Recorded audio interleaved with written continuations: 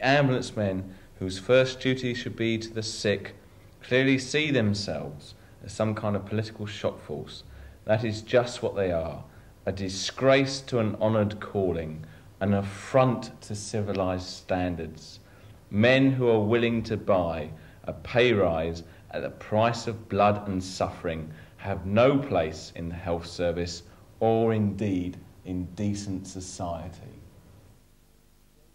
Remember that the media don't set out as a general principle to rubbish one side or the other in a dispute.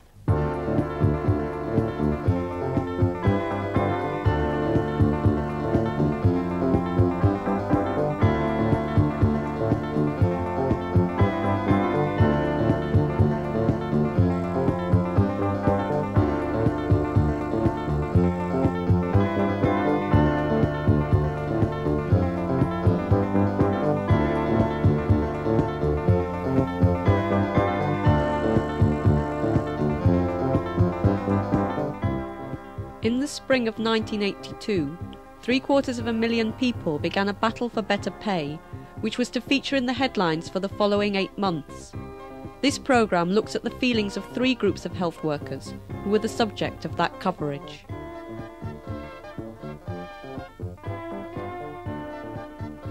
On September the 22nd, London ambulance workers withdrew emergency cover in support of the TUC Day of Action. The picket outside the ambulance service headquarters became the focus of that day's media coverage.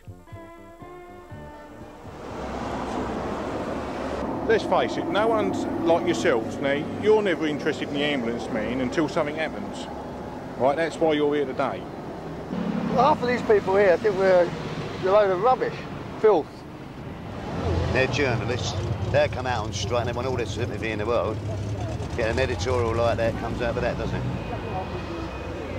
How many of you could read the Sun editorial yesterday? Well, I was discussing.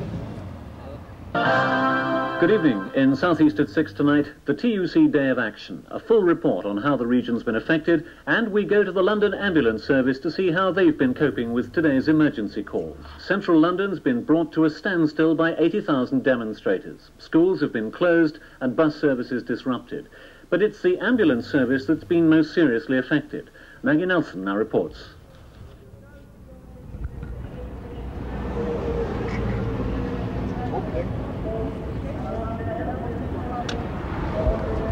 What are you getting paid at the moment? I get paid a salary which is sufficient for me to survive a normal working and living conditions, but not sufficient for me to enjoy, or my family to enjoy, what we need everybody else has, basically, unless I do lots of overtime. So you consider that you're poorly paid, do you? Yes, I believe so. Then why did you come into the service? I came to do it because it's the sort of job I would like to do, and no, you better cut that out. I can't follow. Okay, hang on. Stop. Tidy up. Yeah, sorry. That's okay. Yeah, stop. Yes.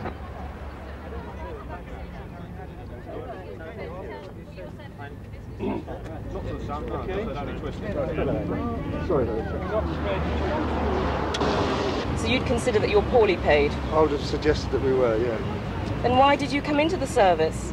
The service, as far as I'm concerned, is certainly the job I want to do and hope I can keep in it. There is quite a large turnover of personnel because of the salary structure being one of the causes of people leaving, having to do lots of overtime and put lots of stress on the people in a stress job anyway.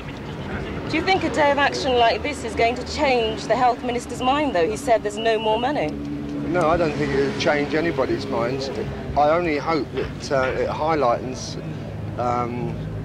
what we do, and London itself is certainly probably shocked that we don't have an accident cover, an official professional ambulance service.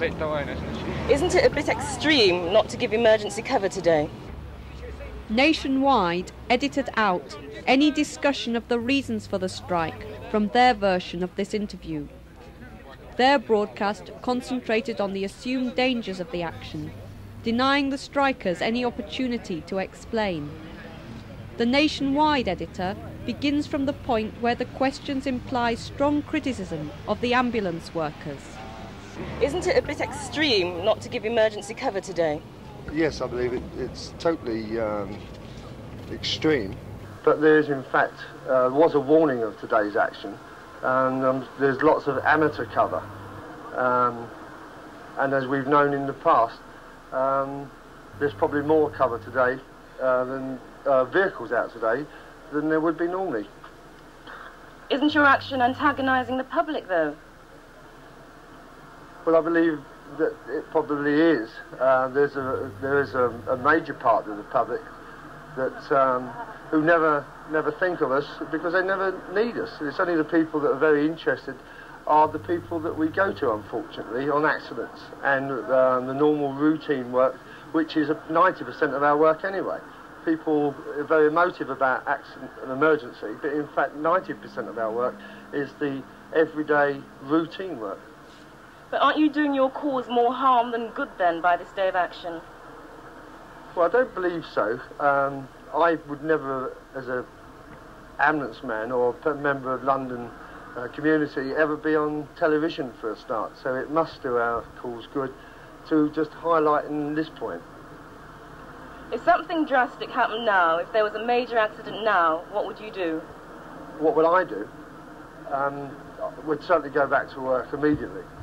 And even whilst we're doing this interview, there was an accident, we'd all go to work. Lovely, thank you. Thanks, Dan. Yes, we need 2 shots. Yeah, but any other questions? No, that's you to cover it. I know that you are personally very angry about NUJ member, brother trade unionist, I sister think trade I've unionist. asked a question that will cover the public's reaction. Danny, could you come Yes, forward a you bit, couldn't please? pay for that. That's right. So where you were before? Was it about You're fine. So, you know? no, what happens now is I talk to you and you don't say anything. You don't That's have normal. time. This happens to me with women. So I just talk and you have to nod and look as though I'm saying something super intelligent, right? So I'll tell you what we're going to do now. We're going to go inside and watch the calls being monitored.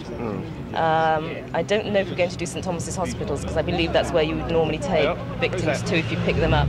Also, we want to go to an ambulance station that is working, and we've heard that there's one in Chelsea and Fulham, just to see, just as contrast, really. We also want to know if we can get to have a look at the ambulances that are standing idle in the back. Do you know if there's any way we can get the doors open? I wouldn't no. say 2 sides. Yeah? One day next week, or one day next month, or one day next year, you'll come round with a film crew and do a normal white work geriatric removal day centre. I promise you that. I'm a mere lackey, that's lying.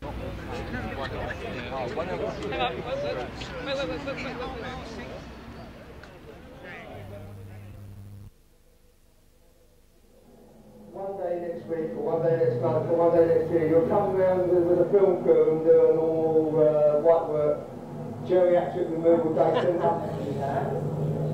I'm a mere lackey, that's lying. You got it. All she was interested in was A, that there was a strike, B, would we go back in a case of emergency, and wasn't it terribly irresponsible for us to do so? If she is just a lackey, then we're definitely lackeys, so it's about time the lackeys took control. I mean, you don't ask a miner or an electricity worker why he joined. The reason he wants more money, obviously, is because he needs more money. That's for just the basic needs more than anything else. I think that was probably the worst question. I mean, what an awful... I mean, it's terrible saying that no one should work in the health service at all. And you could see it through Danny. He managed to field every question other than that one. And he stopped then, and he couldn't believe it that anyone could ask such an idiotic question like that. The image, that doesn't matter because you're born with what you've got and that really doesn't matter. But what you're trying to do, all of a sudden you know you're put in a very heavy situation where you are now, whether you like it or not, representing your fellow workers. That interview that was done with Danny, and why Noel and I support what he says, are so wary of the media nowadays, is that you think you may have done a very good interview and you've put over your case very, very well, but combined with the noddy shots, when it actually goes into the mixing room and is then spilled out on the TV that evening, you're seen nodding to things that you would have gone no before, you know. You just walked out, you know. It was an important day for us, and we knew we were going to get cover, press cover. So we said that it's no good reading out statements, because they say, the general public will say, oh, thick, look at them, you know, they're not even spontaneous. And, you know, he's the mouthpiece, he's the leader, he's a commie really, and he's tucked away and he comes out for strikes. He's probably a librarian somewhere from the left wing, but in real terms, they could have asked us a lot more about our work. It's the power of the equipment they come up with, and the team that's linked with that equipment. That invariably people do become very, not only defensive, but also deferential. They're almost like when you go into a doctor's surgery, you know, and you want to say what's wrong with you and scream and shout, but you don't. You become very, very apologetic almost for the reason why you're seeking medical help. And also, when someone's holding an interview with you and all the cameras around, you almost become apologetic about, you know, causing them time to come down and actually make a fuss about you. And so I think people automatically put on a very deferential kind of level when they have cameras pointed at them and questions fired at them. And it's very interesting if you've got the strength to actually turn that around. One central tactic in the dispute was selective action, in which a small group of key staff withdrew their labour. In this way, hospital activity was limited to emergencies only. At St Thomas's Hospital, a stone's throw from the Houses of Parliament, staff from the Central Sterile Supplies Unit came out. For 9 weeks, women from the CSSD picketed the hospital, and the number of operations was reduced. Doctors and administrators were publicly hostile, and the media eagerly took up their point of view. And during the industrial action, when we were at the gate there last year, we got a lot of abuses, you know, from outside people, from the public. And I thought that it would be a good idea if the public really see what we actually do inside the CSSD. Anna asked us to bring our camera into the CSSD. The 25 women work below ground in a windowless room, taking home around £60 a week. The women feel that the media pays little attention to the living standards and working conditions, which are at the root of their determination to fight back.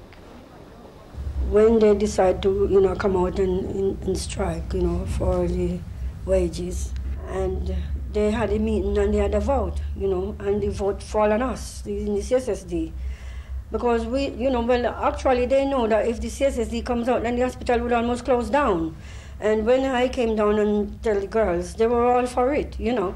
So that was it. We came out. So we, you see, so, and we didn't wait for the next day. Immediately, the same day, you know, I told him, the manager, Miss LeFranc, that we are out on industrial action. And she said, for how long? I said, we don't know, it's indefinite. And during the industrial action, we were accused for having the ward being closed. And every day we had meetings with the DMTs, and I asked one of the women why Seymour Ward, you know, is being closed, because we know fully well that it wasn't because of us, that it was closed before. And I told the press that it was for spring cleaning. And when I went to this meeting today, she corrected me. She said, no, it wasn't for spring cleaning. And I said, well, tell me why. And she said, because they never had any patients to put in the ward. So she turned to me and said, what do you want us to do? Open the ward and let the nurses go in and said good morning to the empty beds? I said, well, tell the press why, don't tell me. The next one who phoned me up, and when I spoke to them, they put a lot of things that I didn't say, was the South London press. Because they phoned me up at the gate, and I spoke to them, you know, just briefly, a few words, you know, why we were out in industrial action and you know, how we were getting great support from the public. You know, some people will resent us, but we got a lot of support, and how grateful we were and things like that. I didn't say much to him. And he wrote a hunk of a lot in it like that, you know, of things that I didn't even dream of saying. What kind of things did he say that you didn't say? Well, he wrote that management, I can't remember what he said, something about we are fighting with the management, you know, and how we want the management to leave and get different managers and all sort of things that we never, I didn't say to him, you see.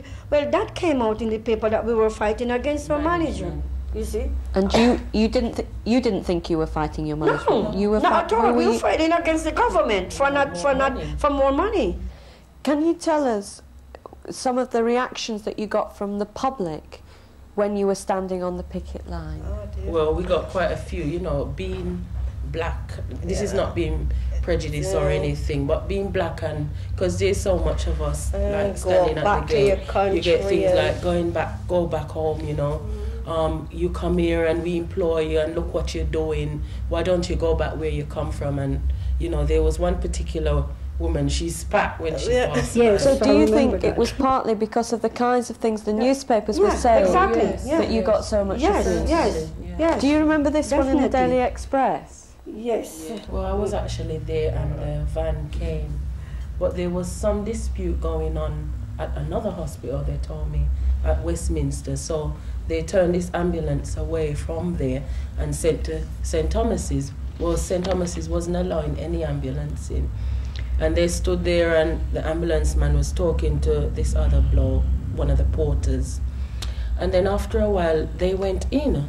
So I don't know, you know, why they put in the paper scab, because the man, we did allow the man to go in. We didn't stop them from going in.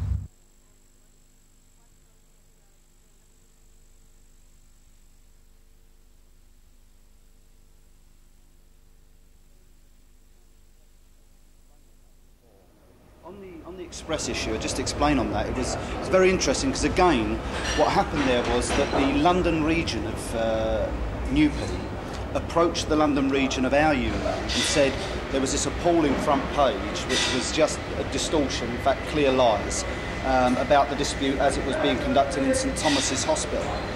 And the London officials of NUPE approached the London officials of the NGA. We then arranged for a group of NUPE shop stewards and ordinary members to go along and meet the print workers at the Daily Express. They then together, the chapel officials and the NUPE people, went and met the editor, discussed the whole thing and arranged a right of reply.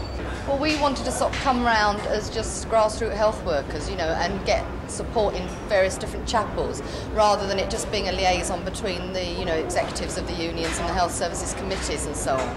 And we actually visited a number of different chapel offices, but we didn't unfortunately get to speak at chapel meetings, which is what I thought we were coming along for, and we prepared like contributions to make, things to say at these meetings. And unfortunately we were just sort of really trailed around in a sort of large crowd, with selected people being removed from the delegation to go and visit various shops where people were working. And I was very disappointed about that. I think it would be much better if we'd have been able to speak at meetings and really get to talk to the print workers directly. Well, we did get a chance to speak to some of the print workers, like when we were waiting to go into the fathers of the chapel's offices and things like that. And we actually, some of us had brought pay slips with us, and we managed to be able to talk to the lads on the floor and show them what we were actually earning. Then it really meant something, because those lads, I think we managed to convince them there and then how badly low paid the health worker was.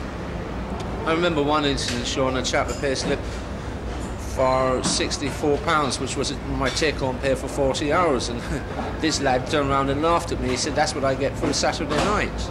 Those pay slips were being photocopied and put on notice boards all around the place. And although you may not have got to speaking to meetings as such, nevertheless the message got down very well and people were quite aware of what the issue was about. I believe the effect of that activity did result, while not in a exemplary position, I don't think we'll ever get that with the sort of media that we've got, but there was not the same level of horror stories of children dying in bathtubs and all the things. And I think there was the effect of the print workers' campaign did seek to moderate that, although there were clearly highlights where papers could not be restrained anymore.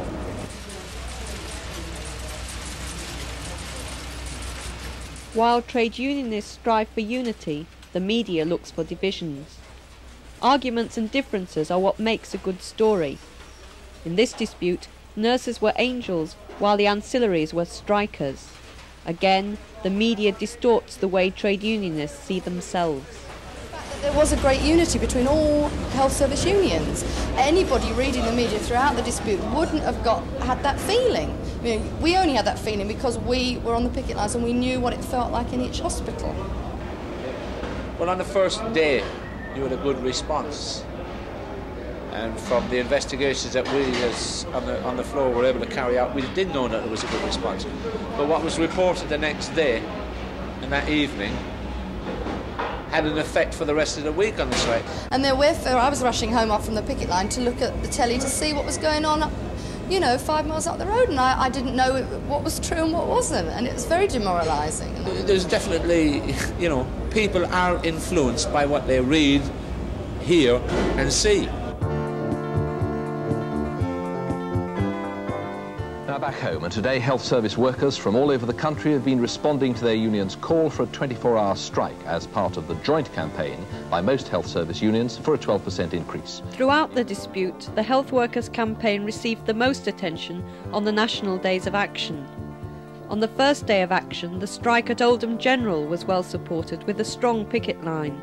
For the second day of action, Newsnight prepared a piece about Oldham, believing that this was where patients might be most affected. Unless patients are suffering, a strike in the health service is not judged newsworthy. Newsnight has been today to one hospital where there's been trouble from the very start. The Oldham and District General Hospital in Lancashire came out on strike on the day that the unions began their coordinated protest last week. Then there were scuffles and 2 pickets were arrested. There were more arrests today. So to judge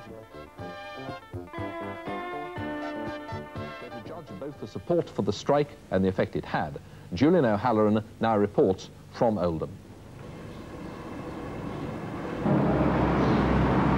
Normally at this hospital, there's a choice in the morning of boiled egg, full cooked breakfast or continental breakfast. This morning it was boiled egg or boiled egg. Our management sort of used that kind of image, perhaps, which the media were getting, and therefore were portraying that somehow Oldham was worse hit than anywhere else. And they were using it as a propaganda point against us internally, and they were giving it to the local media as well. Later on, I think that the media were attracted by our management bleating about how we were being particularly vindictive, which we weren't. I mean, we were a lot bit part of a national campaign. The management decided yesterday that they were perilously short of clean linen.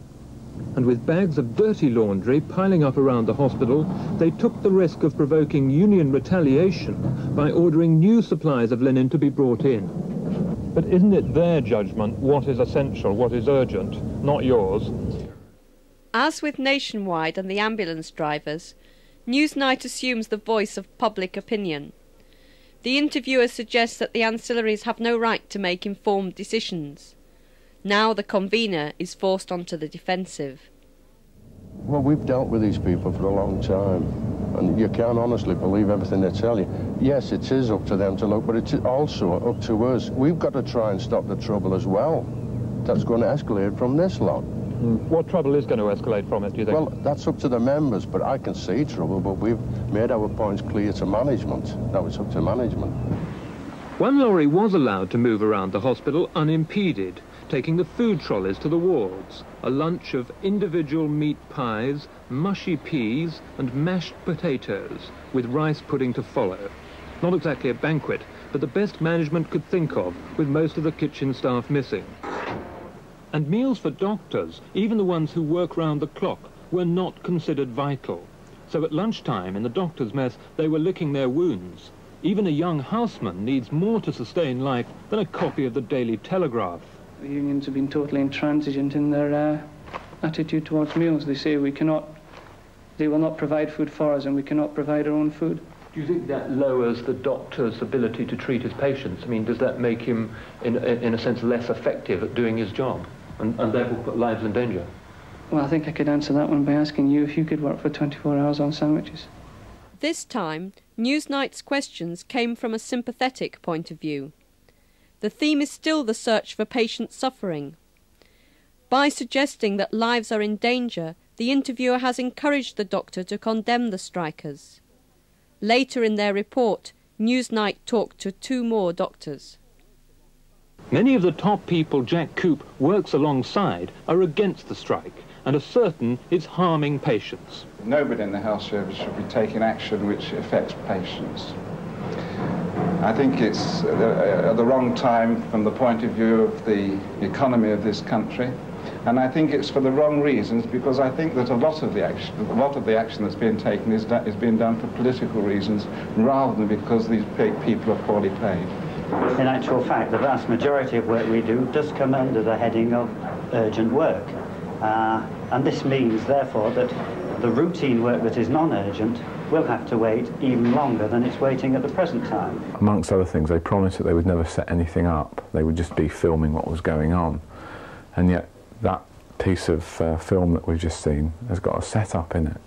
There's a film of 2 consultants, and one of them doesn't work in the hospital, Oldham District General Hospital. After today's strike, the treatment of even emergency patients in Oldham is precariously balanced. This man was admitted this morning with a suspected heart attack, in severe pain. But because of the trouble over the laundry van, the unions are still deciding whether to escalate the action in a way which would affect emergency patients. And even though only 1 in 8 nurses here went on strike today, the hospital chiefs are worried that lightning strikes in any of the supporting ancillary areas could bring the hospital to its knees in the coming weeks.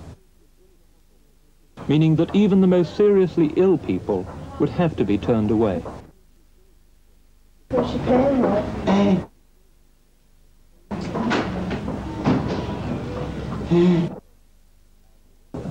A report by Julian O'Halloran. And the weather tomorrow looks like this.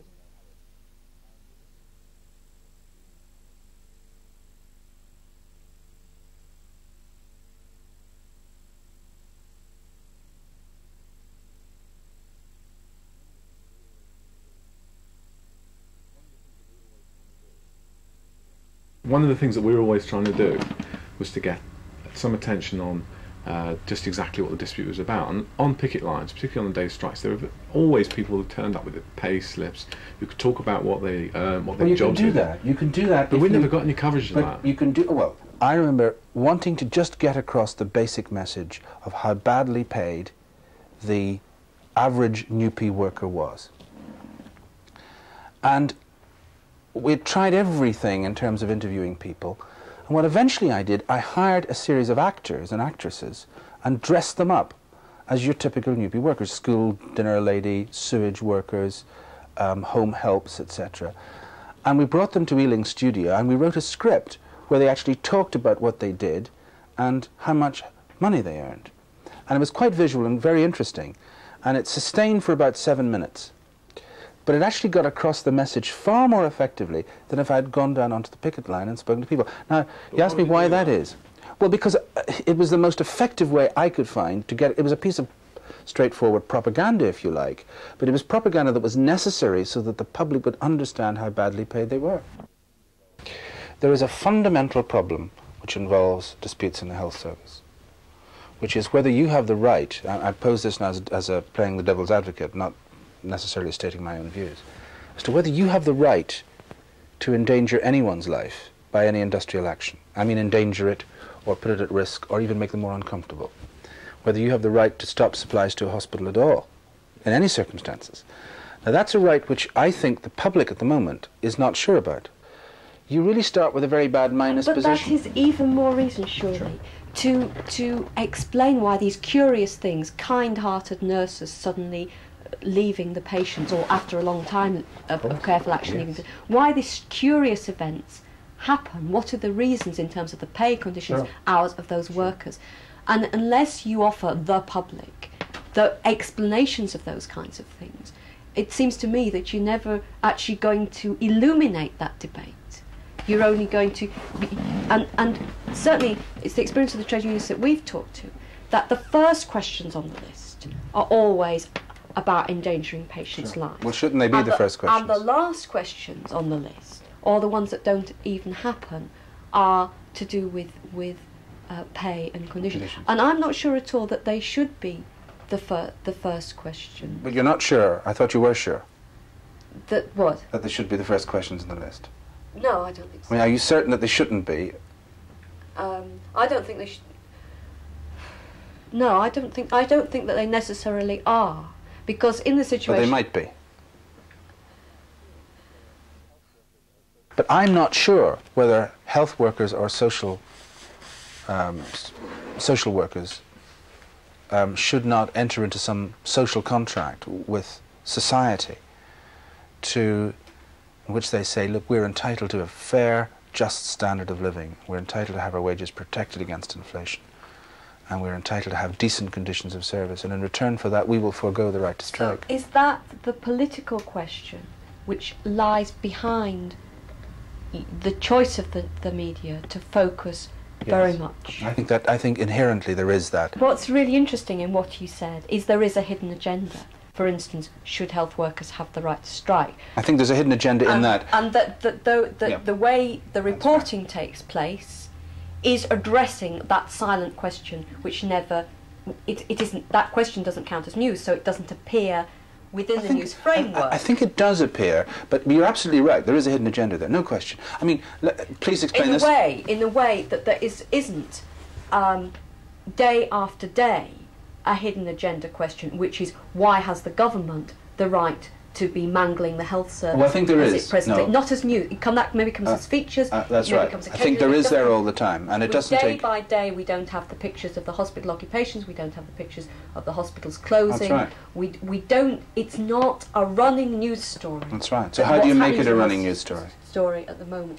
Well, the question is, I think that you're trying to make it our responsibility as trade unionists, and I think we're saying. Hang on, don't put words in my mouth. There is a hidden question. Don't put words in my mouth. I'm not trying to make it your responsibility. I think it's partly your responsibility. And I grant you that that media people are much too lazy in the way they just follow slavishly public mass media events. You're quite right about the hidden agenda, but you have a hidden agenda too. You want to make a point about it.